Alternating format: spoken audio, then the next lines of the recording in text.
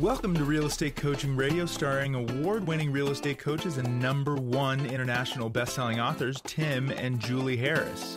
This is the #1 daily radio show for realtors looking for a no BS, authentic, real-time coaching experience. What's really working in today's market, how to generate more leads, make more money, and have more time for what you love in your life. And now your hosts, Tim and Julie Harris. Welcome back. I have an announcement for all of you who are in Europe. We are headed your way next week. So we're going to be touring all over Italy, Switzerland, France. So why am I telling you all this? Because we have a lot of listeners over in that part of the world, and we would love to have meetups. Now, how will you know where we'll be? We're going to be posting on Instagram every day, probably several times a day, as we meet up with podcast listeners. And also, there's a lot of people over in those countries that are also part of our EXP family. So I won't talk any more about that, but we would love to meet as many of you as possible while we're there. And what we'll do is we'll post where we're going to be. We did this a couple years ago when we traveled around the United States for the same reason. And we met up with a lot of podcast listeners and, coaching clients and people with EXP. And we just announced where we were going to be. And then we would obviously meet up with as many people that showed up. And sometimes it was a lot. Sometimes it was one. Doesn't matter. Okay. We enjoyed it and look forward to meeting as many of our European fans, podcast listeners and coaching clients and EXP family as possible. So today's topic is get the buyer rep signed in 3 easy steps. Now, we have got a ton of new content that's going to be released over the next 4 weeks. Yes. That's primarily about this buyer representation issue.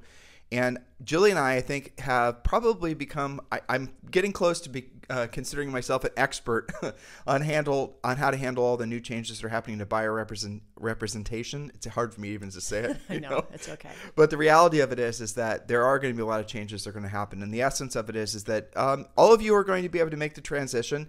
You're just going to have to change your approach to working with buyers in only one aspect, and that's going to be you're going to have a formalized presentation where you're showing your value and whatnot.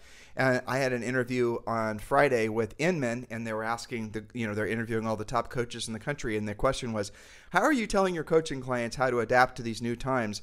And I asked the reporter what everyone else was saying, and they all said the same thing, which is, you must learn to articulate your value. Right. And then I asked her, well, what were they saying, these other coaches, what were they saying, telling their clients supposedly how to articulate their value? And she said that most of them had no answer to how to articulate their value, which I thought was funny. And so, of course, we do. And it's part of the coaching program, Premier Coaching. And when you get to the buyer section in Premier Coaching, we're probably going to put that a little bit sooner, I think, in the program. Sure. But yeah, we give you the exact USPs, unique selling propositions, and how to show your value to the buyer. It's, things like the communications guarantee, things like the program where, you can offer all these or you can choose not to. It's up to you. But one of the other suggestions we have is you offer to sell the house for the buyer. Like, if, the buyer sell or buy with your home with me. And if you're not 100% satisfied, I'll sell it for you for free within 180 days or maybe for a year. It doesn't matter. Basically where you wouldn't charge them a listing commission, those types of things. We have probably 6 to 8 different unique selling propositions that you can choose to use or not. But we did answer the question, how are coaching clients making themselves unique in the marketplace? And you'll be able to use that same information. But really where most of it comes down to is skills. It's showing what you're going to do above everyone else as far as finding inventory of homes for sale, as far as different ways you can negotiate contracts. And then I did another couple interviews actually last week, and of course everyone's just focused on this particular thing. And then more and more I was talking about this particular topic, and obviously with Julie, she and I are really focused on it. The more I realized that I don't really think it's going to be that big of a difference, and for agents that are just willing to take an extra 15 minutes and drill down on how to communicate with realtors. And the product that Julie and I are going to be coming out with towards probably third quarter is going to be what I think it's going to be one of our coolest products ever. For sure. That is our plan, after all. Yeah, since our pre-listing pack, right. Yeah. And so what it is before you meet with a buyer, you're going to be sending them a package of information. It's going to be probably 12 to 16 pages, something like that. And it's going to articulate your value, and it's going to show the prospective buyer exactly what you do to earn your commission. And it's going to explain all the thorny issues ahead of time so that when you meet with a buyer, or frankly, you can do it digitally too, but when you meet with a buyer, it's going to be just essentially moving forward with the relationship, and they're going to sign the exclusive with you. And that's the way we roll. So that's going to be something available to you probably in third quarter after we're done with our tour in Europe. And then when we get back, we're going to work on that. But here's the really fun part. We're talking with two different companies. They're kind of, both vying for our business for this. But I wanted to make it so, Julie and I thought it'd be great if we could produce said product and make it so that you guys could, have an avatar, like an AI avatar that would deliver the pages for you. In other words, imagine you presenting this buyer package to, you're actually doing it to a prospective buyer. And then you're going to have to explain what your communications guarantee is. You're going to have to actually explain to them, all the different things. And yeah, that's going to take some time. It's going to take some skill. You're going to have to learn what all the pages mean. Well, we're going to make it so you're going to have an avatar do that. So the plan is, and this is how we're going to coach you guys to do it, is you're going to send a digital version of the pre-listing pack and a paper version of the pre-listing pack. I call it pre-listing pack because that's what we call it on the seller pre-buyer side. Pack. Pre-buyer pack, right? And then in the digital version, the AI is going to deliver the essentially explain the pages and why you want to work with Tim and Julie.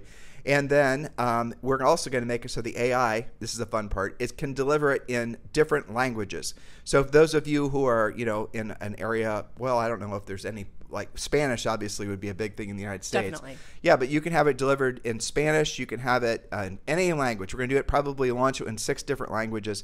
I know certain parts of LA, there's a lot of Russian folks, things like that. So that's what we're going to do. It's going to be a really, I think, a state-of-the-art product where it's going to make it so that even the newest, most nervous agent ever is going to be able to get buyer agency contracts signed, because Julie and I are going to do all the heavy lifting for you with this product. So if that doesn't make you excited, I don't know what will. But it all swings back to the fact that I really don't think it's going to be that big of a change in essence. And we did have, I can't stop talking about all these interviews I've been doing. That's okay. You've been doing a great job with those. Well, I did another interview with the, he's not the founder, but he's the CEO of SunWest Mortgage. Yes, Pavan. Pavan, yeah. Pavan Agarwal, one of our neighbors actually. And his dad started SunWest, I found out. He didn't. Anyway, so he was describing all the ways that you can now finance in. And Julie and I frankly had a misunderstanding of how the changes to FHA and VA, or FHA, Fannie, Freddie, and all the rest of it. So there's, you can actually, what is it called? Seller concessions. So you can finance seller concessions, but now on top of the seller concessions, and this is the part I think that, well, I was getting wrong. I don't know if you were getting it wrong, but I didn't realize on top of the seller concessions can go the buyer agent commission. Did you know that? I hadn't sorted those two out, so I'm glad that you guys clarified that. Did he talk at all, and they need to listen to the interview, obviously. Well, I haven't released it yet, but we will. Did he talk about how or if the appraised value would be affected by that? It doesn't matter, because basically the financing will, the appraisal is not going to be the limiting, is not going to be the determining factor in the amount that the government agencies will finance. Okay. Because they're going to essentially say, yeah, I know. That's incredible. That's all good news. Well, so did you know, like on some of these, I forget if it's, I think it's FHA, it's 6% over. Is that FHA deals? I believe so. So you can have seller concessions of 6%. But what he was saying, and he did check this too. Matter of fact, he checked it so thoroughly we had to re-record part of the interview. He said on top of that, you can put the buyer agent commission. And the buyer agent commission can be whatever you negotiate. I think it's up to 3%. It's basically independent of the other concessions. Right. That goes on top. So one of the things you're going to be doing when you're, or really the virtual version of you, when presenting the buyer agency, agreement is through our pre-buyer pack, is there's going to be a page in there that's going to explain how you're paid. And we're getting obviously to the very, essence of all the different what we think to be the most viable and reasonable ways that a buyer agent's going to get paid. And frankly, we think 99% of the time it's just going to be financed in the deal. Well, you just made me think of something else that we may need to do as a supplement is I wonder how many listing agents are going to know what you and Pavan talked about, because so far we've had several instances, and some coaching clients have reported back to us and listeners where they're trying to do some of these more now seen as creative. I think it'll become a very common thing, but currently seen as creative. And because the listing agent simply isn't familiar with it, well, they don't choose their offer. But the listing agent won't really care, because it's going to be the offer and then the seller concessions are going to go. So let's say it's listed for 400. Okay. You're going to offer the seller, just saying, let's just say you offer the seller 400, the seller accepts it. Yep. And then in addition to that, the concessions are going to go on top. So their net will be the same. Yeah. So it doesn't cost the seller anything. So the I'm seller with you on all of that. I just Right. want to make sure that, we're educating everybody properly on all of these things. So let's bring this back to how do you go about getting the buyer rep signed in 3 easy steps. What we're doing on the podcast is familiarizing yourselves with how the presentation will work so that when you have our presentation, you'll understand all that from your perspective and from the buyer's perspective. So go ahead. So anyway, if you're interested in joining Premier Coaching, if you've not done so yet, please do jump into Premier Coaching right away. We're going to be evolving that product, at really the quickest rate we've ever evolved it. We've been changing. We change it practically every month and update things. We have the information in there about how to become a luxury agent, how to farm, how to do branding, of course, how to be a proactive lead generator, all the scripts, the objection handlers, everything. It's a complete real estate system. So if you want to join Premier Coaching for free right now, just scroll down below and click the link to join Premier Coaching, or just go to premiercoaching.com, and you do get full access for the first level for the first 30 days. And that does include a daily semi-private coaching call with one of our Harris certified coaches. So we're extremely excited because of the changes happening in the marketplace, because it will allow many of you to, frankly, because of your skill set, you're going to have massive amounts of knowledge and confidence, which will give you an advantage in the marketplace because, knowledge equals confidence and ignorance equals fear. So today, like Julie said, we're going to be talking about how to get the buyer agency or the buyer rep contract signed. Exactly. All right. So I know that sometimes you guys are already frustrated with working with buyers, regardless of what we all just talked about with the getting it signed. Sometimes they can be unpredictable, non-committal, even unresponsive. And we know you're also freaking out about that buyer rep agreement being now or almost now required. There's only one solution to eliminating all that stress and guesswork. And actually, there are 2 solutions. So write this down. We'll talk about how to get the notes after I do these first 2 points here. Number 1 solution, always be the listing agent. But until you've built your active listing inventory up to the point that you can refer your buyer business, you'll need the second solution, which is what we just discussed, the buyer presentation. You'd never go into listing without a presentation. At least we hope that you don't. If you do, you also need coaching.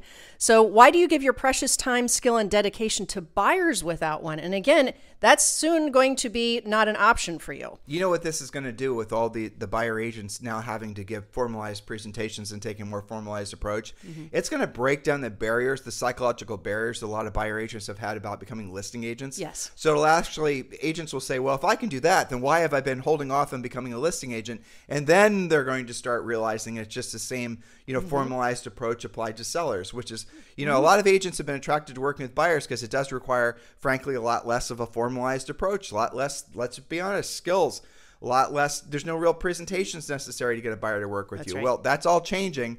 And I bet you it is going to open up the doors for a lot of people to psychologically get past that and become listing agents. That's an excellent point. It's kind of like a bridge skill to upgrading the rest of your skills. That's a great point.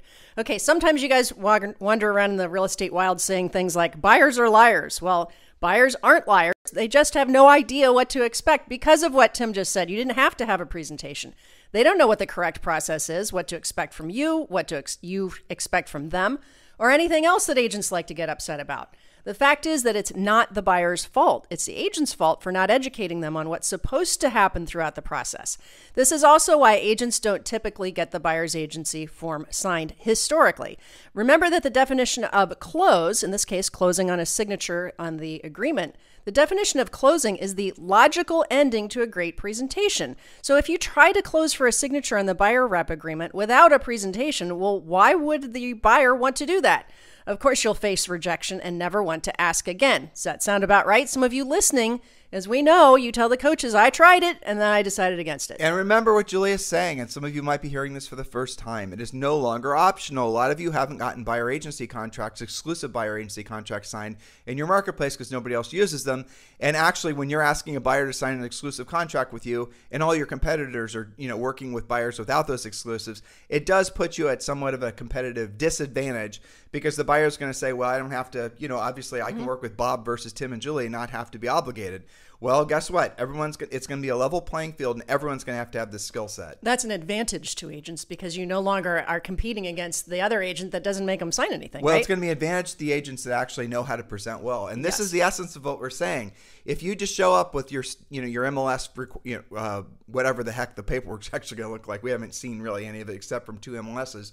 But when you show up and say, guess what, Mr. Buyer, before I show you this house, you have to sign this exclusive agreement. Oh, yeah, that clause there, that says basically if you buy this house, you're going to owe me 3%. They're not going to sign that. That's not a presentation. That's not a presentation. And so you guys are going to, frankly, a lot of agents who are not listening to our podcast, who are not taking our coaching advice, they're not going to survive. And that's unfortunately the truth. But again, those of you who are listening, those of you who are taking action, will have a competitive advantage in the marketplace. Now, that advantage will probably last a year to 2 years before the rest of the market catches up and it becomes normalized. But really what you're going to see is you're going to see a bunch of new agents come into the industry who are not going to have any psychological issues knowing that they have to present to buyers, and they're the ones that are going to start replacing the ones that are still struggling getting it signed. That's very well put because they don't know the difference. They're just going to do what's supposed to be done. Right. Okay, so the solution, of course, is to use an actual buyer presentation. You'd never expect a seller to sign a listing agreement without a presentation. So we're going to talk about the buyer presentation, how to get the signature in 3 steps. But before we do that, quickly, can you tell them how to get the notes? Because we're about to get into some weeds here. It's just go to harrisrealestatedaily.com. That's where the notes for today's podcast and every podcast live. Happily waiting for you. harrisrealestatedaily.com is our daily newsletter. It is where we're releasing all these interviews first. It costs you nothing. It takes you a millisecond to sign up. The link is below, or of course you can just go to harrisrealestatedaily.com. All right, so this first point has some little micro points. It's all about explaining the actual process to correctly purchase a home. In what order does your buyer or buyer couple or partnership, what have you, in what order will they need to execute those action steps? A lot of trouble happens because they don't know what those steps are. So in your presentation, the first thing you're going to do is go through the process. First-time buyers are especially in the dark about what to do and how to act, but other buyers from different markets or different countries can also be confused. It's not their job to know what to do. It's your job to set expectations and to educate them. You've also noticed that folks who haven't bought for several years may have different expectations than what today's market requires. So you're going to start with the buyer process. Actually educate your buyer prospects about what is supposed to happen and in what order. For example, we're going to go through just the bullet points. Remember, you get the rest in coaching. What is the process? They must become pre-approved and ideally get an actual loan commitment from a mortgage lender. You can supply your buyer with a standard list of documents required to apply for the mortgage, and the specific lender can add anything particular to them. Your buyer should also be aware of their own credit scores at this point in the process. Now, if your buyer is all cash, they need to secure a proof of funds letter from the entity where their cash is parked. That could be bank accounts, investment accounts, etc. Now, cautionary tale, is the cash coming from selling something that hasn't sold yet, an insurance settlement, a divorce settlement, or gift money? Do they have the money currently? Again, this is all about the process. Then, of course, they're going to meet with you for the actual buyer presentation, or in the future, you'll have your avatar doing that. We're going to drill down on that in a second. Part of the process is also discussing their expectations. What are their must-haves and what would there be nice to have items in their home? Help spouses or partners have a meeting of the minds. What can they reasonably get for their price range and geographic requirements? And then you'll create a strategy together if they're buying and selling at the same time, which should happen first. And again, we do have coaching about how to determine that and how for you to coach your clients to buy first, sell first, all of that sort of thing. You'll discuss what will be expected when they find the right home, especially in areas where it's still very competitive. Appraisal gaps, going over list price, flexibility with closing dates and possession. This would be another good place to talk about if we're going to do seller's concessions. And then eventually they will sign the buyer representation agreement with you, and then they start looking for their home. You'll write the contract, get it accepted, or lather, rinse, repeat if you get shot down. You'll go pending, schedule inspections. You'll get help from your transaction coordinator, remove contingencies, and close. That is the short version of the process of actually buying a house. Now, if you don't discuss the process with your buyers before you start showing them properties, as many of you have become accustomed to, just popping up and showing them anything, don't be surprised when you find out that they are, A, not really qualified, not really cash, looking in the wrong price range, etc. B, also working with another agent or multiple agents.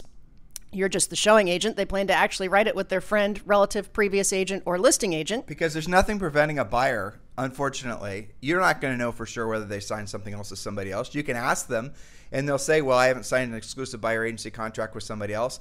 But they may have, and what are you going to do? I mean, so you're going to have to really get down and know how to ask the right questions. I assume because you're calling me directly that you're not working with another agent. That's part of our scripts. Right, and you have to actually ask questions like that and drill down to the essence of what's going on in their heads. But really, I'll tell you what the ultimate filter is for all this is sending them to a lender. And we are seriously considering partnering with a company basically to give you guys direct access to becoming lenders, employees of a national bank, so that you can actually start doing a lot of, frankly, you can start doing the origination mortgage origination yourself. We're looking at all the legality of it, but so far it looks like it's something that real estate agents can do. And we're looking for a partner, and I think we found one that's going to make it so that it's a very seamless process. Again, you won't have to get a mortgage license, which is, I think, the bugaboo for most of the people that are thinking about agents that are thinking about doing loans. That'll be an advantage, assuming all the numbers make sense. That'll be an advantage to all of you, because when you're meeting with a buyer, again, you're going to be able to, with essentially sending them a link, you're also going to be able to help them get their loan, which will be one less person they have to hassle with. So yeah, more of that's going to be, more information on that's going to be coming soon, and very excited to make it so that you guys are excited as we are about the changes in the industry, because remember, the greatest fortunes in the history of humanity have always been made during the greatest times of change, and I think all of you will agree we're in one of those times now. Yes, that is going to be super exciting. All right, so again, if you don't have the presentation and, of course, the agreement signed, don't be surprised if you find your buyer, supposed clients, are going out on the weekend to look at open houses and or new construction. Maybe they're even considering that for sale by owner in their favorite neighborhood. So again, buyers aren't liars. They just don't know what's expected of them until you properly educate them. It's not fair to magically expect them to act like the perfect buyers for you. And that brings us to our next point, which is number 2. The buyer presentation explains what to expect from you, what they can expect from you, and what you should expect from them. This way they'll know what's appropriate behavior while they're looking. For example, you expect them to be loyal to you because you're spending time and energy finding a home that meets their criteria. The buyer agency contract will solve for that, obviously. They can expect you to be loyal to them, and what their essence, what they want to know is they want to know what the hell you're going to do to find them a house. What are you going to do for me lately, basically? Exactly. And that's what agents are really crappy at articulating, because most agents don't know really how to explain much beyond what they found in the MLS, which the buyers can find themselves. And one of the parts of the pre-listing, I keep saying pre-listing, but the pre-buyer, thank you, is going to be a list of all the things you're going to do to help them find a house other than looking in the MLS. And if you can't prove value beyond what every other, Tom, Dick, and Harry agent can do, why would they want to sign an exclusive contract with you? Yes, well, and in fact, we have a special page in the pre-buyer pack. I have a hard time saying that, too, because we say pre-listing package. It's programmed into our brains and our mouths. But in the pre-buyer pack, there's a specific page called 20 things I do other than using the MLS to find you your dream home. Right. Maybe we need to give it a better name. Maybe that's well, we're still working through that, obviously. Yes. Okay. But I think they know what we mean. You're going to also coach them to say that they're working with you. You're going to give them 10 of your business cards, whether they're looking at new construction, for sale by owners, open house sellers, or other listing agents. Think about that when they're talking to listing agents. The listing agent, of course, wants to know if they've already signed. You coach them not to apply for new lines of credit until they've closed. This includes boats, cars, and anything else that requires a credit check. Julie, it's interesting. If you were to solicit a listed property, if you were to go up to a property listed with ABC Realty, and you were to knock on the door and you were to try to get that seller to, throw their existing listing agent under the bus and you try to take the listing, clearly that's a violation. Clearly. Right? So it'll be fascinating to see what similar guidelines are put in place to keep agents either knowingly or unknowingly poaching other agents, buyers who are under contract. And it'll be, unfortunately, there's going to be a lot of, I think, trials and tribulations, and maybe in the legal sense, literal sense, with enforcement for all this to get sorted out. But again, get way ahead of the curve and don't allow your emotions to get stuck in the fray that's going to, frankly, confuse a lot of the industry. Be confident. Have your presentation ready. Julie was telling me about some of her coaching clients. She's got elite coaching clients, or some of the most successful agents in the country. And they're like, what is everyone in a fuss about? Because I've been doing what you guys have prescribed to us in Premier Coaching for decades in some cases. And as a result of that, we've always used a buyer presentation. We've always gotten buyer agency contracts signed. in markets where other people weren't asking for buyer agency contracts. So hopefully you're feeding off of our energy and enthusiasm and excitement for the changes, because we know what's going to happen. This reminds me when Julie and I were the first in the nation to bring a short sale training program available back in September of 2007. And we rolled that out. We talked about this a couple weeks ago.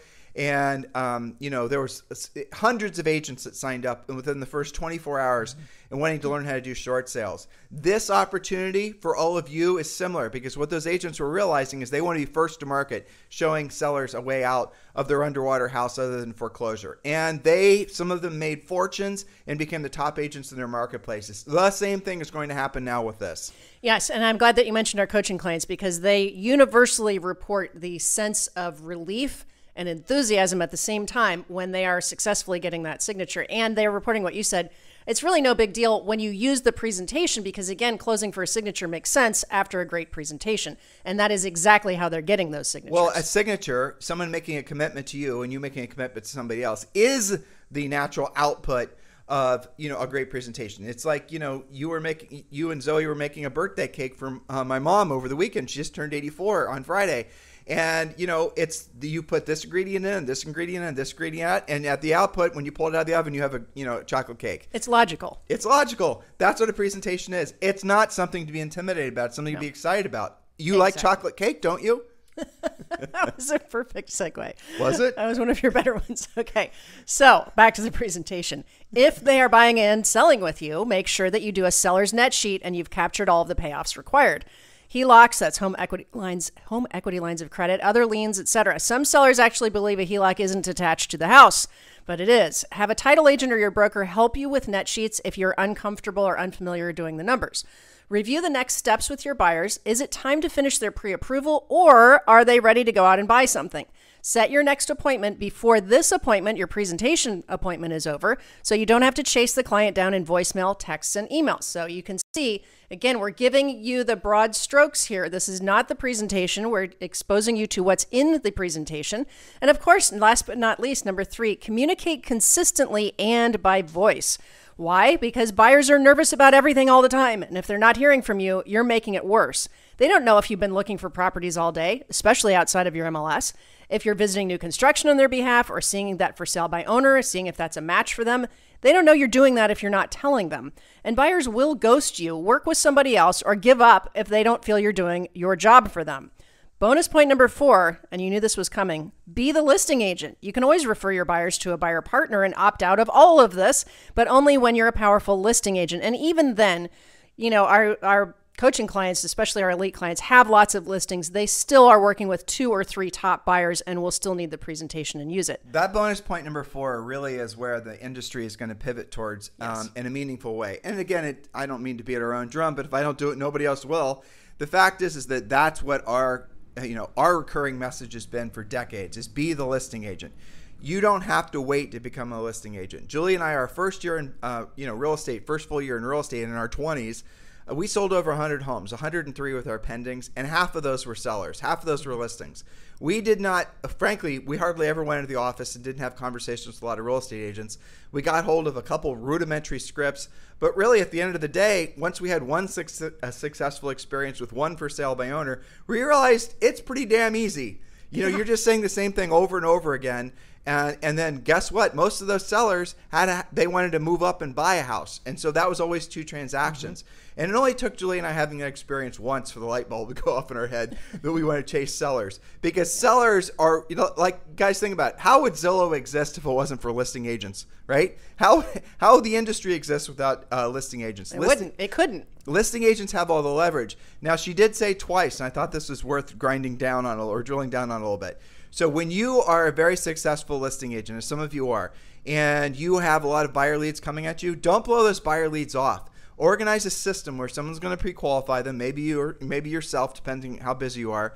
And then you choose, a lot of those buyers are going to show up in your life, but they're actually sellers. In other words, they're calling about your listing, but they have a house to sell. If you are not calling those folks back and you're not doing a real thorough job of pre-qualifying them, you're never going to find the easiest listing leads, which are the ones I just described. So you're going to want to pre-qualify, if not have a high level, very skilled person doing it for you. And follow our scripts, follow our system. But you are going to stumble across occasionally buyers that have nothing to sell, maybe in price ranges or area of town you don't want to work in. We do want you to refer those out. And I'm not an advocate of charging this much, but let me tell you, we have it on good authority that some of the big portals, the ones that start with, say, Z, are going to start charging 50% and are already experimenting with charging 50% in some marketplaces. I want you to think about that. You're going to have, it's going to become normalized if, these big portals have their way, to charge agents a 50% referral fee on buyers. Well, if you have a buyer lead and you charge, say, 40% or even 50%, I suppose. Personally, I would go with 25%. Julie and I will send referrals out sometimes from our own real estate leads, and that's all we ask for. Maybe we're being dumb. I don't know. Yeah. But in any event, yeah, so you could charge 50%. So you could actually, when you get really good at pre-qualifying, this is going to be an epiphany for some of you. You take 3 or 4 listings, and let's say you generate for each of those listings on a weekly basis, let's say you generate 10 buyer leads, and you just, let's be honest, been blowing those leads off. Well, you start doing an organized way of, following up, calling, organizing them, and you start referring, let's say 7 of those off or 5 of those off, and 2 of those become transactions, and you're charging, say, 50% or 40% referral fees. That is a substantial, source of income for some of you. Take this seriously. That's right. And that is a very valuable lead too when it's been pre-qualified. So some of you are going to go, oh, I can charge 50%, and you're going to have like these random internet leads that you think you can charge 50% on. That's not what we're talking about. Nope. We're talking about having a real pre-qualification conversation where if I'm referring that to you and I'm charging you 40 or 50%, your expectation is that you're going to have a sheet, or an email that says buyer and seller names. This is the price range. This is the lender they're using. Are they buying and selling at the same time? Are they pre-approved? Are they all cash? What are they looking for? Are they exclusively working with us? Well, that has value. Think about where this leads. So what we're realizing is because of the new change in the rules, there actually will be agents who are going to create sources of income for themselves based on the framework of we just gave you. Mm-hmm. So you're going to generate, so let's say, for example, you have 5 listings and you're generating all these buyer leads. I'll give you guys, if you want to generate buyer leads, just take a listing because you have to beat the buyers off the stick. And this is in most of the markets. So when you're generating all these buyer leads, again, you're now going to have a system in place to call them back, thoroughly pre-qualify them. And then you're going to be able to, you could scale that system. You could go to other markets. It's what Zillow does. It's what, essentially some of the brokers and these teams have been doing forever. You could replicate that on a small scale and it would cost you nothing.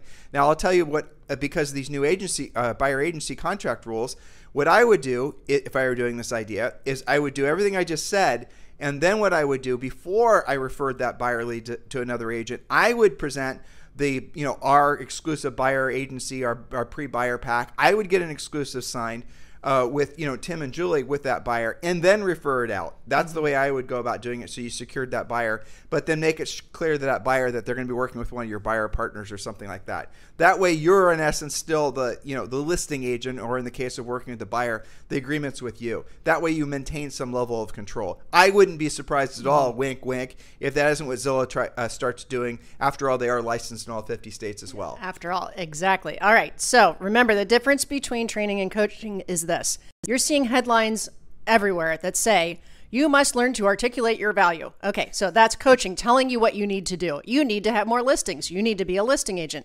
That's telling you. Well, that's coaching training. That's what I'm saying. That's training. Well, just be clear. What she just said, you said coaching. What she just that's training, telling you what to do. Facts and telling things on people is just training. That's not coaching. Coaching is showing you how to do it, how to implement, holding you accountable to actually implementing and getting you results. It's much more drilled down than simply telling you that you've got to articulate value. No kidding, you have to articulate value. Julian, so training is very easy. Coaching is very hard. You guys can hear when you're listening to Julian on this podcast that we are very seasoned coaches. We've each done over 100,000 paid coaching calls each, okay? That's at least.